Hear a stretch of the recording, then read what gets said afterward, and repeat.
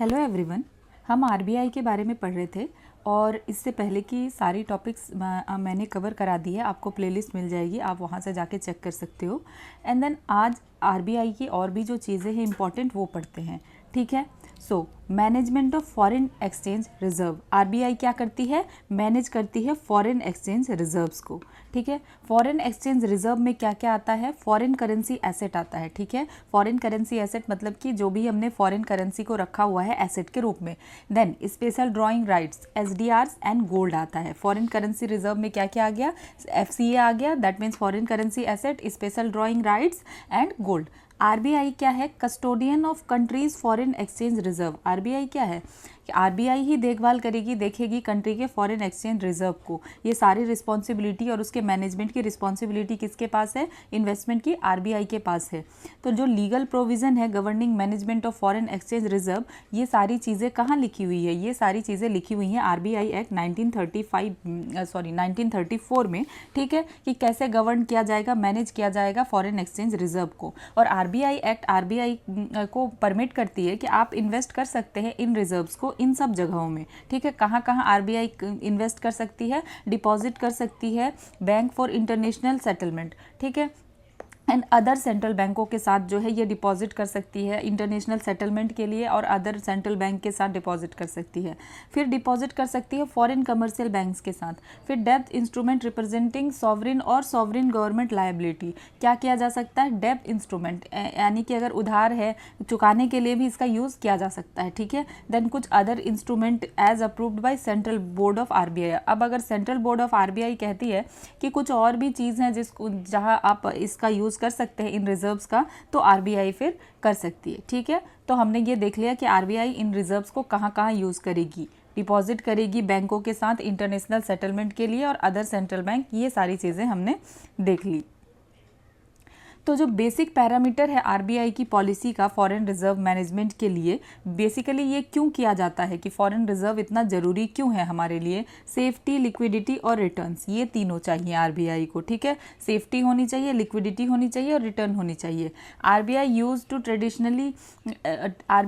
To traditionally assess reserve adequacy in terms of import cover, but now it also looks all type of external shocks to which economy is potentially vulnerable. तो RBI पहले क्या करती थी? पहले सिर्फ ये देखती थी कि हमारे पास कितना रिजर्व एडिक्वेसी है, कितना हमारे पास फॉरेन रिजर्व है जिससे कि हम क्या कर सकते हैं? इंपोर्ट कर सकते हैं। इंपोर्ट कवर की कितने महीने तक, कितने टाइम तक हम इंपोर्ट कर सकते हैं, तो आरबीआई ये देखती है। लेकिन पहले सिर्फ यही देखती थी कि कितना हमारे पास है रिजर्व जिससे हम इंपोर्ट कर सकते हैं, बट अब आरबीआई ये देखती है कि जो भी एक्सटर्नल शॉक है उसको भी ध्यान में रखती है। तो ऑब्जेक्टिव अब क्या है? Objective is to ensure the quantum of reserve in line with growth potential of the economy. अब ऐसा नहीं है सिर्फ जो है हमें इंपोर्ट करना है, क्योंकि अगर आपको रिजर्व की ज़रूरत क्यों होगी, फॉरेन करेंसी रिजर्व की? अगर आप बाहर किसी कंट्री से इंपोर्ट करेंगे, कुछ भी चीज़ मंगवाएंगे, तो आपको फॉरेन करेंसी में उनको पे करना होगा ना। जिस करेंसी उस कंट्री की जो करेंसी है उसी करेंसी में आपको पे करना पड़ेगा। तो इसीलिए हमें इंपोर्ट करने के लिए फॉरेन करेंसी चाहिए होता है। अब सपोज कोई इंडिया में आएगा और इंडिया में इंपोर्ट करना, इंडिया से कुछ खरीद करके ले जाना चाहेगा, तो वो यहाँ पे जो भी सेलर रहेगा तो उसको इंडियन रुपी में पे करेगा। इन द सेम वे अगर हमें फॉरेन से कुछ मंगवाना है तो हमें फॉरेन करेंसी में फॉरेन एक्सचेंज रिजर्व रखना होगा, ठीक है। लेकिन पहले सिर्फ यही बात ध्यान दिया जाता था कि कितना हमारे पास इंपोर्ट कवर है, पर अब क्या ध्यान दिया जाता है कि जो भी एक्सटर्नल शॉक है इन सारी चीज़ों को भी देखा जाता है, यानी ग्रोथ पोटेंशियल को ध्यान रखा जाता है, कैपिटल फ्लो को ध्यान रखा जाता है, और जो भी नेशनल सिक्योरिटी रिक्वायरमेंट है इन सारी चीज़ों को अब ध्यान रखा जाता है। अब करंट अकाउंट और कैपिटल अकाउंट का मैनेजमेंट कौन करती है? आरबीआई करती है। आरबीआई मैनेज करती है करंट अकाउंट और कैपिटल अकाउंट, ठीक है।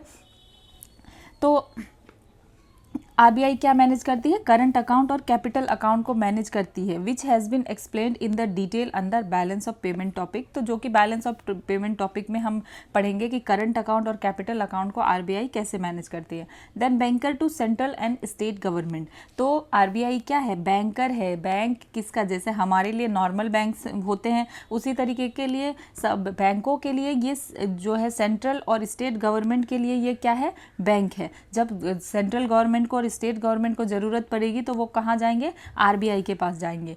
As a banker to the government RBI क्या करेगी, receives and pays money on behalf of various government department, कि गवर्नमेंट डिपार्टमेंट के बिहाफ पे आरबीआई ही पे करेगी, as it has offices in only 27 locations. तो ऑफिस अभी आरबीआई का कितने जगह है, 27 लोकेशंस में आरबीआई का जगह है। और आरबीआई अपॉइंट करेगी अदर दूसरे बैंक को भी अपॉइंट कर सकती है to act as its agent.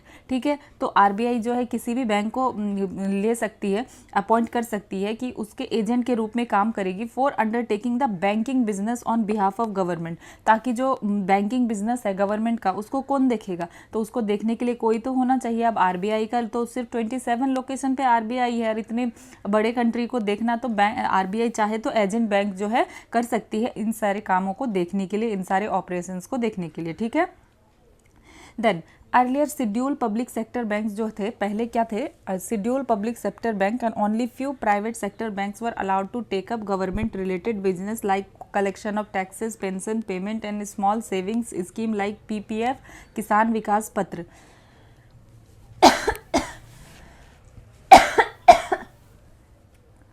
Sorry,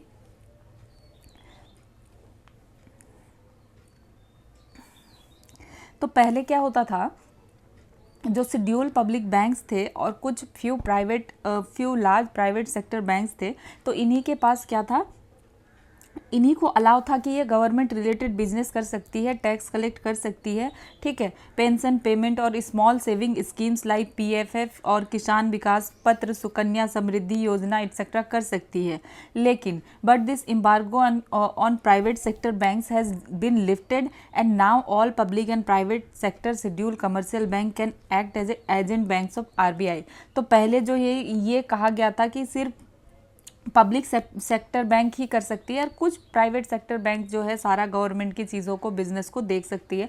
लेकिन अब ये जो भी लिमिटेशन लगाई गई थी प्राइवेट सेक्टर बैंक पे, इसको हटा लिया गया है, और अब जितना भी पब्लिक और प्राइवेट सेक्टर बैंक है और शेड्यूल कमर्शियल बैंक है, ये क्या एजेंट जो है आरबीआई का एजेंट बैंक बन के काम कर सकती है। ठीक है, आरबीआई मेंटेन करती है अकाउंट सेंटर और स्टेट गवर्नमेंट का। ठीक है, तो स्टेट और सेंट्रल गवर्नमेंट का अकाउंट, सेंट्रल गवर्नमेंट के फंड्स को कौन मेंटेन करता है, आरबीआई मेंटेन करता है। जैसे कि consolidated fund, contingency fund, public account fund, इन सारी चीज़ों के बारे में हम पॉलिटी में भी पढ़ते हैं कि कंसोलिडेटेड फंड में कैसे पैसा आता है, कि कौन सा पैसा आता है, then contingency and public account. तो इन सब चीज़ों को कौन मेंटेन करता है, आरबीआई मेंटेन करता है। आरबीआई ऑल्सो क्या प्रोवाइड करेगी, वेज एंड मीन्स एडवांसेस। ठीक है, ये एक तरीके का टेम्परेरी लोन फैसिलिटी है, किसको दिया जाएगा, सेंटर को दिया जाएगा और स्टेट या यूटी गवर्नमेंट को दिया जाएगा। ठीक है, as a banker to government. क्यों देगी आरबीआई, क्योंकि आरबीआई क्या है, बैंकर है गवर्नमेंट के लिए।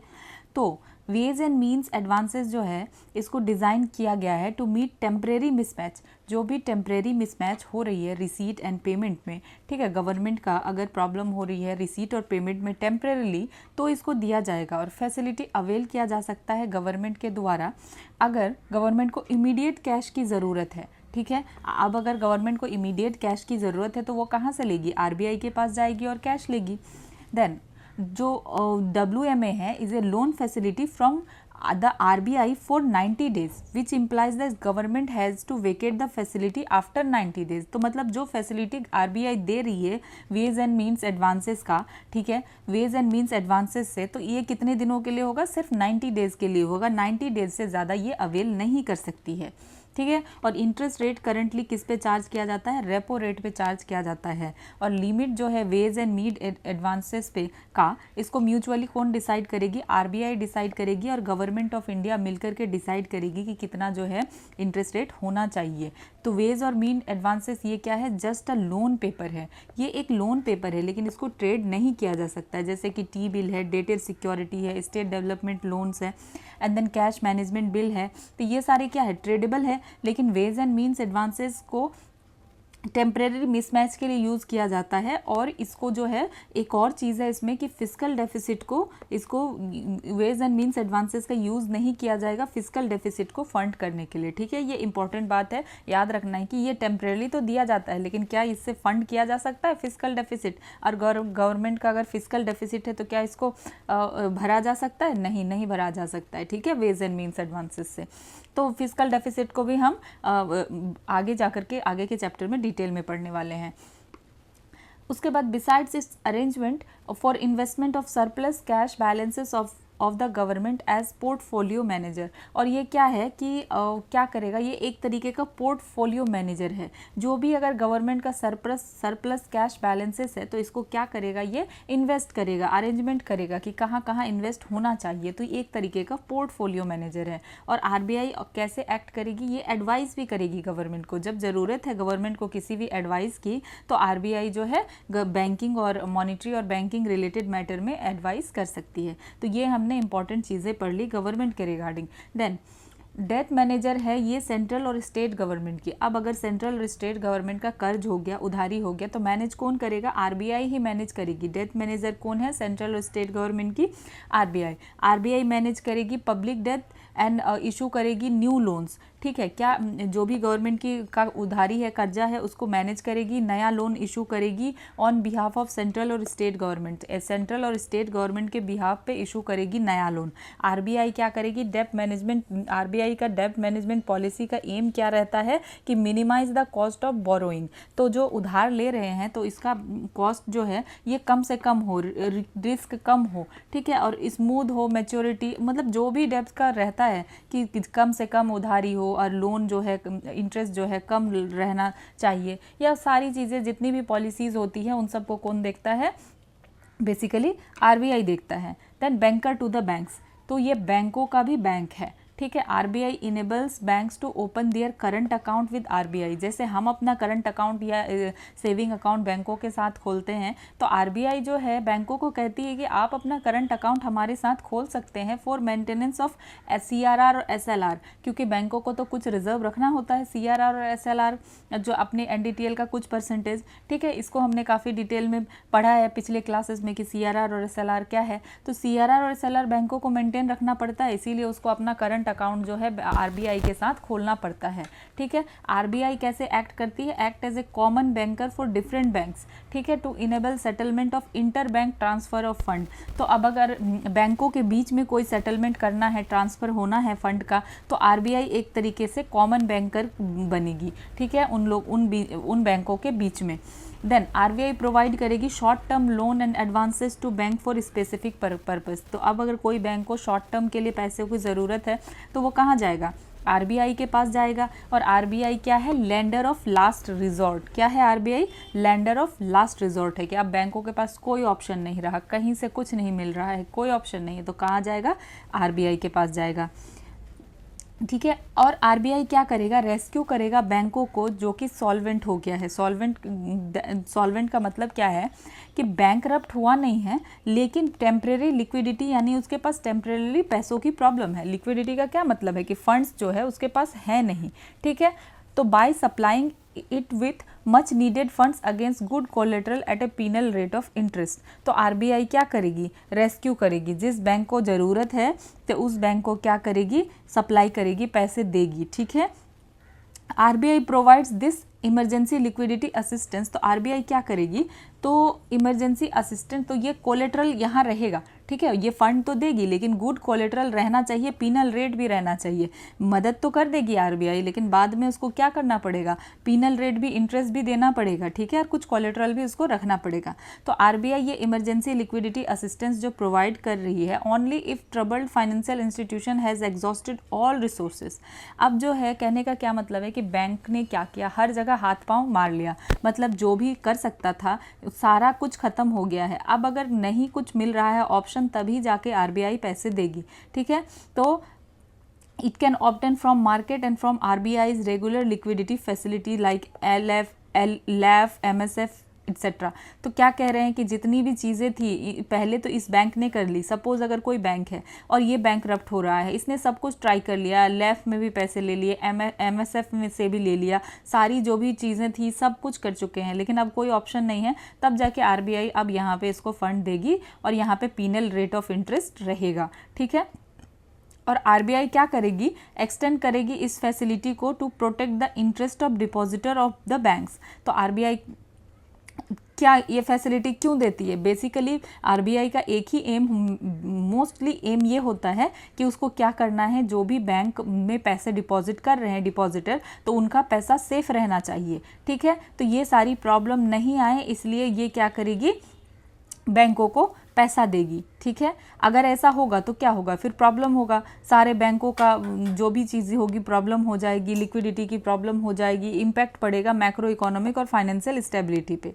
तो अब देख लेते हैं कि बैंक रन क्या है। बैंक रन एक ऐसा सिचुएशन है, ये तब होता है, बैंक रन कब होता है, जब हर कोई क्या चाहता है, everybody wants to take money out of a one's bank account before the bank runs out of reserve. तो क्या होता है, अब अगर लोगों को पता चल जाता है, बहुत बार ऐसा न्यूज़ सुनने को मिल रहा है कि इस बैंक से सारे लोग अपने पैसे निकालने के लिए जा चुके हैं, जा रहे हैं, लाइन में लगे हैं, एट्सेट्रा एट्सेट्रा। तो ऐसा क्यों होता है कि अब लोगों को जब पता चलता है कि इस बैंक की हालत ख़राब हो रही है, तो वो क्या करते हैं कि भाई मेरा अपना पैसा तो इस बैंक में है, डूब जाएगा मेरा पैसा, तो वो पैसा निकालने के लिए बैंक के पास जाते हैं। तो यही क्या है, बैंक रन है कि as more and more people withdraw their fund, तो जितने लोग अब आएंगे, अब अपना पैसा ले करके जाएंगे, the probability of default increases, तो ये डिफ़ॉल्ट के चांसेस और बढ़ जाएंगे। ठीक है, और इससे क्या हो रहा है कि ज़्यादा से ज़्यादा लोग और डर रहे हैं, सारे लोग अपना पैसा जो है निकाल रहे हैं, और एक्सट्रीम केस में क्या होगा कि बैंक रिजर्व जो है सफिशिएंट ही नहीं है कि वो सारा विड्रॉल सबको दे सके। अगर बैंक के पास सारे लोग एक ही दिन विड्रॉल लेने आ जाएंगे तो बैंक को की तो हालत ख़राब हो जाएगी, नहीं दे सकती है।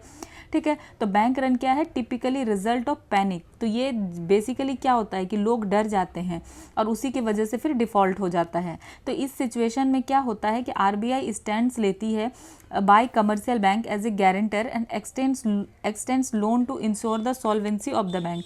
तो अब बैंक रप्ट हो रही है, प्रॉब्लम हो रहा है, तो बैंकों को क्या करेगी, आरबीआई पैसा देगी। तो सॉल्वेंसी क्या है, ये एबिलिटी है of a company to meet it long term financial obligation. ठीक है, तो सॉल्वेंसी क्या है कि अगर बैंक के पास क्या होना चाहिए, इतना पैसा होना चाहिए, सारी चीज़ें उसके पास होनी चाहिए कि उसकी जो फाइनेंशियल ऑब्लिगेशन है कि जिस चीज़ का पैसा उसने रखा हुआ है तो उसको पैसा वो वापस कर सके। तो सॉल्वेंसी तो ज़रूरत है ना कि आपके पास भाई रिजर्व हो, क्यों, बिजनेस में रहने के लिए। अगर आपके पास रिजर्व ही नहीं है, आपके ऊपर ट्रस्ट कौन करेगा। ठीक है, तो this system of guarantee assures individual account holders that their bank will be able to pay money back in case of crisis. तो अब क्योंकि हमें पता है, बैंकों को या आम जनता को, लोगों को पता है कि आरबीआई इस बैंक के पीछे है, अगर कोई प्रॉब्लम होगी तो आरबीआई यहाँ सॉल्व करेगी। ठीक है, तो यहाँ डरने की ज़रूरत नहीं है। ठीक है, तो इसको बैंक रन इसी तरीके से नहीं होगा, क्योंकि अगर लोगों को पता रहेगा कि भाई हमारा पैसा तो सेफ ही नहीं है, अगर बैंक गया तो पैसा गया, तो लोग ज़्यादा से ज़्यादा पैसा तो अपने ही पास रखेंगे ना। तो इससे क्या हो गया, बैंकिंग हैबिट जो है डिसरप्ट होगा। अगर बैंक में वो पैसा जाएगा तो उस पैसे को बैंक बहुत तरीके से यूज़ कर सकती है, इन्वेस्ट कर सकती है। तो इसीलिए हम लोग कहते हैं आरबीआई को lender of the last resort. ठीक है, तो ये हम समझ गए बैंक रन। देन आरबीआई क्या करती है, करेंसी को इशू करती है, इशूअर ऑफ द करेंसी। तो आरबीआई जो है गवर्नमेंट ऑफ इंडिया के साथ रिस्पॉन्सिबल है किस चीज़ के लिए, design, production and overall management of Nations currency. जो नेशन की करेंसी है उसका ओवरऑल कौन मैनेजमेंट करेगा, आरबीआई मैनेजमेंट करेगी। और गोल क्या है, goal of ensuring an adequate supply of clean and genuine note. तो भाई क्लीन, साफ सुथरा, जेन्युइन नोट होना चाहिए। In consultation with the government, तो गवर्नमेंट के साथ कंसल्टेशन करके आरबीआई रूटीनली एड्रेस करेगी सिक्योरिटी इशू और टारगेट करेगी, देखेगी कि कैसे जो है सिक्योरिटी फीचर्स को इन्हेंस किया जा सकता है ताकि जो risk counter fitting of currency notes का नहीं हो। ठीक है, मतलब ये नहीं हो कि कोई जाली बना रहे हैं, डुप्लीकेट नोट्स हो रहे हैं, किसी भी तरह की कोई प्रॉब्लम नहीं हो रही है। तो ये सारी चीज़ों को कौन देखेगी, आरबीआई देखेगी। ठीक है, सिक्योरिटी देखेगी कि क्या मनी जो है सिक्योर है या नहीं है, किसी भी तरह का कोई डुप्लीकेट नोट्स बन रहा है या नहीं, सारी चीज़ें क्या करेगी, आरबीआई देखेगी। RBI carries out currency management function. तो आरबीआई क्या देखेगी, करेंसी मैनेजमेंट फंक्शन देखेगी through it's department of currency management. तो मेन करेंसी डिपार्टमेंट कहाँ है, मुंबई में है। ठीक है, और 19 issue offices located across the country. और मेन करेंसी मैनेजमेंट फंक्शन कहाँ होगा, मुंबई से होगा, लेकिन 19 जो है इशू ऑफिसेस भी है जो कहाँ हैं, कंट्री में है। और एक करेंसी चेस्ट है कहाँ पे, कोची ब्रांच में। तो हमने बेसिकली इससे हम क्या जान सकते हैं कि जो करेंसी मैनेजमेंट फंक्शन है आरबीआई का, क्योंकि आरबीआई गवर्नमेंट के साथ मिलके क्या करती है, इशू करती है करेंसी को, साथ ही साथ ये भी देखती है कि करेंसी क्लीन हो, अच्छा हो, जेन्युइन नोट हो, कोई जाली नोट ना हो। ये सारी चीज़ों को कौन देखती है, आरबीआई देखती है। और ये करेंसी मैनेजमेंट का मेन फंक्शन कहाँ होता है, मुंबई में होता है। कुछ ऑफिस जो है लोग और भी जगह कंट्री में है, ठीक है। और एक क्या है, करेंसी चेस्ट है जिसका ब्रांच कहाँ है, कोची में, ठीक है। And its branch and at its Kochi branch कहाँ है, कोची ब्रांच में जो है एक करेंसी चेस्ट है to facilitate the distribution of notes and rupee coins across the country. तो ये चेस्ट को, करेंसी चेस्ट को क्यों रखा गया है कि ये क्या करेगी, फैसिलिटेट करेगी कि नोट्स का डिस्ट्रीब्यूशन और रूपी कॉइन्स अक्रॉस द कंट्री, ये सारी चीज़ों को बेसिकली देखेगी, ठीक है। आरबीआई के पास ऑथोराइज्ड है, आरबीआई के पास पावर है कि वो सेलेक्ट कर सकती है ब्रांचेस ऑफ द बैंक्स, कि बैंक के ब्रांचेस को वो सेलेक्ट कर सकती है टू इस्टेब्लिश करेंसी चेस्ट। तो जो करेंसी चेस्ट हमने कहा कि जो कोची में है, तो ये आरबीआई चाहे तो इस्टेब्लिश कर सकती है। तो करेंसी चेस्ट क्या है, तो ये स्टोर हाउस है। मतलब क्या है, बेसिकली ये स्टोर हाउस है जहाँ पे बैंक नोट और रूपी कॉइन को रखा जाएगा आरबीआई के बिहाफ पे। इतने इतने पैसे, इतने रुपये कहाँ रखा जाएगा, तो कोई तो स्टोर हाउस होना चाहिए। तो वो एक तरीके का क्या है, स्टोर हाउस है।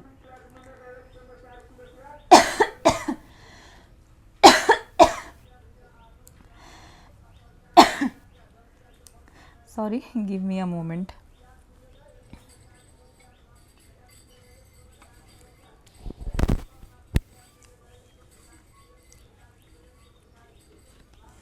Then oversight of payment and settlement system. तो जो सेंट्रल बैंक है किसी भी कंट्री का, तो वो क्या करेगी, यूजुअली ड्राइविंग फोर्स है in the development of national payment system.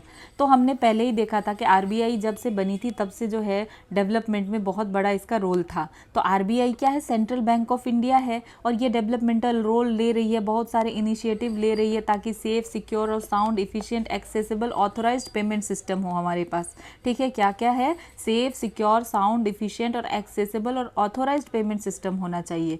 तो इंडिया में जो है पेमेंट एंड सेटलमेंट सिस्टम को रेगुलेट कौन करता है, payment, regulated by payment and settlement regulation act 2007। तो पेमेंट और सेटलमेंट को देखने के लिए एक एक्ट बना हुआ है, payment and settlement system act 2007, PSS act, ठीक है। तो इसके सेक्शन 4 में, पीएसएस के सेक्शन 4 में लिखा हुआ है कि no person other than RBI, तो आरबीआई के अलावा कोई भी ऐसा पर्सन नहीं है, can commence and operate a payment system. मतलब बेसिकली क्या करेगा, आरबीआई ही देखेगी पेमेंट सिस्टम को, ठीक है, अनलेस ऑथोराइज्ड बाय आरबीआई। लेकिन अगर आरबीआई खुद ही कह रही है कि भाई ठीक है, हम आपको पावर दे रहे हैं कि आप मेरे जगह आप देख सकते हैं, तो आरबीआई कर सकती है। लेकिन अगर आरबीआई ऑथोराइज किसी को नहीं करती है तो कोई और नहीं करेगा, पेमेंट को देखने का काम किसका रहेगा, आरबीआई का ही रहेगा। तो फिर बहुत सालों से क्या हो रहा है, banks have been the traditional gateway to extend payment system, ठीक है। तो बहुत सालों से क्या हो रहा है कि बैंक क्या है, ट्रेडिशनल गेटवे है पेमेंट सिस्टम को एक्सटेंड करने के लिए। तो over a period of time, given the demand of varied payment services and in keeping with the fast pace of technological changes, तो जो भी चीज़ें हैं अभी ओवर द ईयर्स क्या आ रहा है, बैंक सारी चीज़ों को देख रही है, लेकिन काफ़ी सारे ज़्यादा टेक्नोलॉजिकल चेंजेस हो रहा है। नॉन बैंक एंटिटीज़ भी जो है अब ऑल्सो जो है इस स्पेस में, पेमेंट के स्पेस में आ रहे हैं। मेनली तो सारी चीज़ कौन देख रही है, आरबीआई देख रही है, बैंक्स देख रही है, लेकिन अभी जो है हम देख रहे हैं कि एनबीएफसीज भी बहुत ज़्यादा रोल प्ले कर रहे हैं। तो ये जो नॉन बैंक्स हैं ये कोऑपरेटिंग है, ये साथ के साथ चल रहे हैं और compete भी कर रहे हैं बैंक के साथ। एक तो ये कोऑपरेटिंग भी है और compete कर रहे हैं, either as technology service providers to bank और directly providing retail electronic payment service, ठीक है। तो हम देख रहे हैं कि ये जो एनबीएफसीज है ये काफ़ी ज़्यादा वैराइटीज़ या बहुत ईजीली लोन प्रोवाइड कर रही है, ठीक है। तो ये note it may be noted that licensed banks also need to obtain specific permission from RBI for setting up and operating payment system। तो ये चीज़ ध्यान रखने की ज़रूरत है, ठीक है, कि जो लाइसेंस बैंक है, ठीक है, वो उसको भी RBI की परमिशन चाहिए। अगर वो सेटअप करना चाहते हैं और ऑपरेट करना चाहते हैं पेमेंट सिस्टम को, तो RBI से परमिशन लेना पड़ेगा। अब ऐसा क्यों है, क्योंकि बैंकिंग फंक्शन जो है अलग है and operating a payment system, ठीक है। तो बैंकिंग फंक्शन एक अलग फंक्शन है और पेमेंट सिस्टम को ऑपरेट करना एक अलग फंक्शन है, ठीक है। तो ये पेमेंट सिस्टम क्या फैसिलिटेट करता है, payment for one entity to other. Payment system क्या फैसिलिटेट करता है कि एक आप जो है पेमेंट सिस्टम का क्या मतलब है कि आप एक से दूसरे को पेमेंट दे रहे हो। बेसिकली इस पैराग्राफ का क्या मतलब था कि पहले तो सारी चीज़ें को सेटलमेंट कौन कर रहा था, बैंक कर रहा था। अब एनबीएफसीज नॉन बैंकिंग भी जो साथ में चल रही है, compete कर रही है, ठीक है, पेमेंट सिस्टम को देख रही है। लेकिन ये कह रहे हैं कि जो भी अगर लाइसेंस्ड बैंक है, मतलब ऑलरेडी आरबीआई से इसको लाइसेंस मिला हुआ है, लेकिन उसके बावजूद अगर इसको पेमेंट सिस्टम को चलाना है तो फिर इसको आरबीआई से परमिशन लेना पड़ेगा। ये इसलिए है क्योंकि पेमेंट सिस्टम जो है एक पूरा डिफरेंट मामला है। बैंकिंग फंक्शन जो चल रहा है, बैंकिंग फंक्शन एक अलग बात है, लेकिन पेमेंट सिस्टम एक अलग बात है। आई होप आपको समझ में आ गया हो और ज़्यादा कॉम्प्लिकेट ना हुआ हो, ठीक है। तो रिजर्व बैंक ऑफ इंडिया ने क्या कर रखा है, ऑथोराइज कर रखा है various type of payment system operator. तो जो बहुत सारे पेमेंट सिस्टम ऑपरेटर्स हैं इनको ऑथोराइज कर रखा है, जिसमें से कुछ मेंशन्ड है, जैसे कि हम देख सकते हैं फाइनेंशियल मार्केट इंफ्रास्ट्रक्चर, इसका एग्जाम्पल हम देख सकते हैं क्लियरिंग कॉरपोरेशन ऑफ इंडिया है। देन रिटेल पेमेंट के लिए कौन है, एनपीसीआई। कार्ड पेमेंट नेटवर्क के लिए कौन है, मास्टर कार्ड और वीज़ा कार्ड। प्रीपेड इंस्ट्रूमेंट के लिए अमेजोन पे। क्रॉस बॉर्डर मनी ट्रांसफ़र के लिए है ये कौन है, यूएई एक्सचेंज सेंटर है, ठीक है। सो एनपीसीआई क्या है, national payment corporation of India. ये इंपॉर्टेंट है, ठीक है, इस पे से क्वेश्चन भी आया हुआ है तो इसको ध्यान से देख लेते हैं। तो एनपीसीआई एक नॉन बैंक पेमेंट सिस्टम है। ये क्या है, नॉन बैंक कहने का मतलब कि एनपीसीआई कोई बैंक नहीं है, लेकिन फिर भी पेमेंट सिस्टम ऑपरेटर है जिसको कि आरबीआई ने ऑथोराइज कर रखा है, ठीक है। और जो है फॉलोइंग ऑथोराइज कर रखा है किसके अंदर, पेमेंट सिस्टम एक्ट के अंदर, ठीक है, पेमेंट सिस्टम एक्ट 2007 के अंदर। और एनपीसीआई के अंदर फिर और क्या सारी चीज़ें आती हैं, जैसे कि नेशनल फाइनेंशियल स्विच हो गया, इमीडिएट पेमेंट सिस्टम आईएमपीएस हो गया। देन यूपीआई भी किसके अंदर आ रहा है, एनपीसीआई के अंदर आ रहा है। Aadhaar enabled payment system, then RuPay cards, then national automatic clearing houses, ठीक है। Then linking of ATM across India, some other operators भी इन्वॉल्व है, पर इस पे एनपीसीआई इन्वॉल्व है कि एटीएम को लिंक करना है अक्रॉस इंडिया। देन कुछ नेशनल इलेक्ट्रॉनिक टोल कलेक्शन, तो इसमें भी कौन है इन्वॉल्व है, एनपीसीआई इन्वॉल्व है। एनपीसीआई ऑथोराइज, आरबीआई ने ऑथोराइज कर रखा है एनपीसीआई को कि वो ऑपरेट कर सकती है इन सारे पेमेंट सिस्टम को, ठीक है, अंडर क्या, पीएसएस एक्ट 2007 के अंदर। कि ये जो भी पेमेंट सिस्टम है इसको ऑथोराइज फिर कौन करेगी, एनपीसीआई करेगी। क्योंकि हमने इसमें क्या देखा था कि आरबीआई या तो करेगी या आरबीआई खुद करेगी या आरबीआई ऑथोराइज करेगी किसी को कि वो क्या करेगा, देख सकता है। तो इन एनपीसीआई के अंदर फिर ये सारी चीज़ें आते हैं और एनपीसीआई देखती है। नेशनल इलेक्ट्रॉनिक टोल कलेक्शन, ये क्या प्रोवाइड करता है, it provides an electronic payment facility.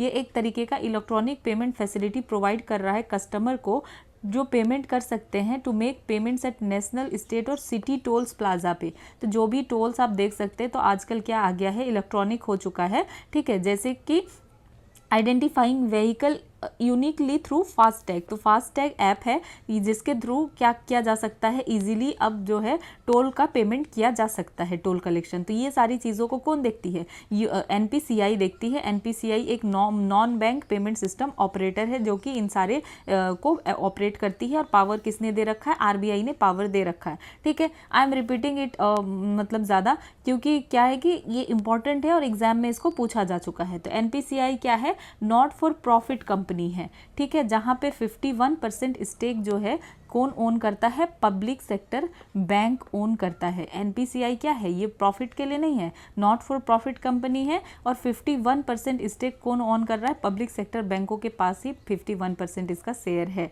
ठीक है।